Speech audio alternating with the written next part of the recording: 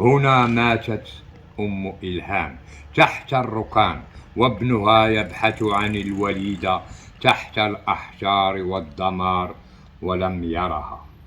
فرق الإنقاذ عاجزة، وعورة الطريق والمسالك، صخور الجبال وقفت حاجزة.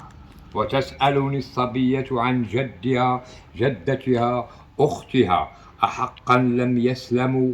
وغرورقت عيناها ودمعت عيني.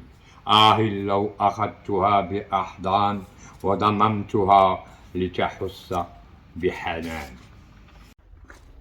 بسم الله الرحمن الرحيم. تهزت الهزة وطاحت الركايز، مشينا في جدة لقليم الحاوز، مشينا لأمزميز، مشينا للنجدة بكل تركيز، مشينا بكل قسيمة للتعزيز، ملك وشعب وسلطات وجيش. دايم مولانا وتا حاجة ما دايمة، زلزلة الحسيمة وتا حاجة ما بقات قايمة. في كل ناحية بالجوار قرى نائية جات في العلية، حاطتها صخور وجبال وصبحت محجورة مقبورة.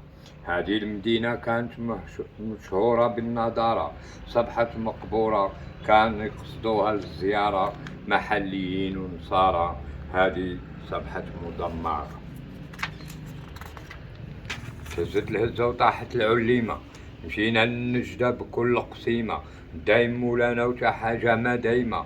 وهذا الحال قورة ودواوير طلال، جاها الزنزال وسقط المعالم عدم الأنام.